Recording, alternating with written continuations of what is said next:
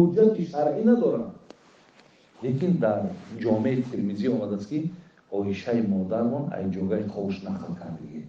گفته است تا زمانی که ما با پیامبر همخوابه میشیدیم نه وی از من میدید نه من از وی میدیدم. این امام ترمیزی در کتاب سنن خودش آورده. خب معامله آیشه با پیامبرمان، لیکن فقهای ما همین مذهب حنفی اجازه دادن که زن اگر با دستش از مرد میساز کنه، مردک با دستش ای زن میساز کنه، خب یا اینکه مثال مردک از بگیم پیشی بری زنک بوسه کنه، اینا هیچی باقی ندارن. من زور نمیتونم خیلی بفهمونم، زیرا که این سخنهایی هستن برادر عزیز که فردا اینها را گوش میکنن یگان خیری نمیاده در راستای من شخصا.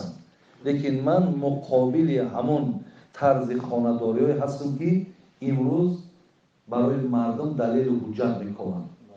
برادرای عزیز، همین شیخ سعدی یک شعر زیبا داره، میگه طیران مرغ دیدی؟ میگه وقتی مرغ در آسمان میبینی پریده سای لحظت میبری که این من تری پریده بتونم. طیران مرغ دیدی؟ تو زی پایبند شهوت بدر آی تا ببینی طیران آدمیت. تو همین بنده شهوت نشه رنگ همون پرنده تن پرواز میدی.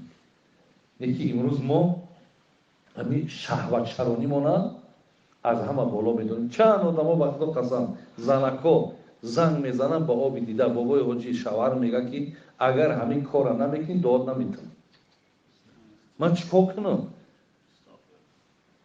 بیننده اگه همین نخواه همین دعای زیبای نازنین به همون چیزت سوینی سرت مانه تا در دهن همون زنک نمیموندش داشته ای گمشه خطم دعاتم به همه باشم هم تری میگم این چی دعا بود است که تو بگی همین کار بکن من تو را دعات میتونم.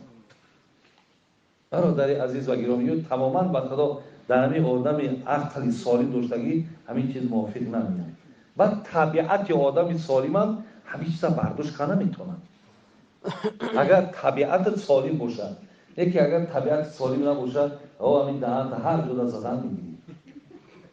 برای همین ما این چیزا برادر عزیز جانبدار نیستیم هیچ کدام هم در اون، برای که یگان دلیل شرعی در همین وجود نداره. ای پیامبر، اصحاب پیامبر، از تابعین همین چیز صورت گرفته باشد نیست. سکرت حضرت سکرت کور حضرت خیلی سکرت که همون جاگای خوشه ما او را مقصد نباشه